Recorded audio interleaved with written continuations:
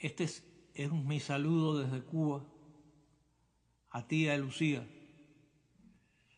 Estos versos los compuse en el 2009, cuando te escuché decir algunas cosas. Hace unos días los terminé y les puse esta música que vas a escuchar ahora. Un poco motivado por el llamamiento de León, de nuestro querido León Gieco. En fin, un abrazo infinito. Más por venir.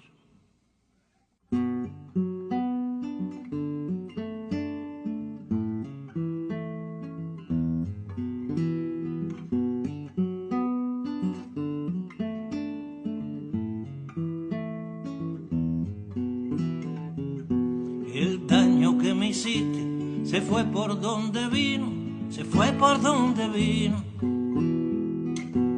Aprendizaje triste, pero no mi destino, pero no mi destino. Jamás soñé venganza, ni prolongué lamentos, presentí la esperanza tras la sombra del viento.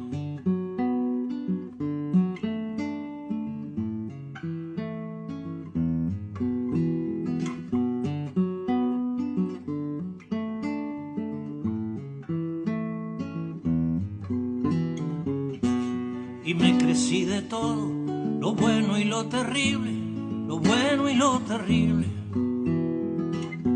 escudriñando modos de ensanchar lo posible, de ensanchar lo posible. Supe arrancarme clavos y seguir sonriente, no quise ser esclavo de una cuenta pendiente.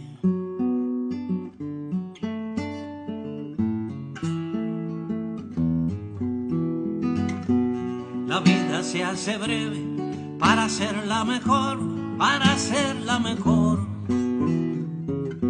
Espero que quien quede viva para el amor, viva para el amor.